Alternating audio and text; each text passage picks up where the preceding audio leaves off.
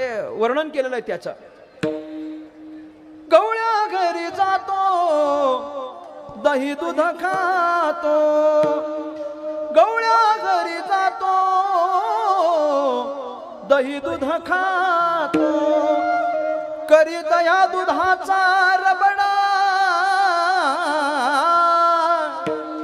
दया दुधाचा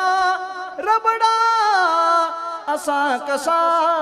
देवाचा देव बाईत कडा, असा कसा देवाचा देव बाईत कडा, असा कसा देवाचा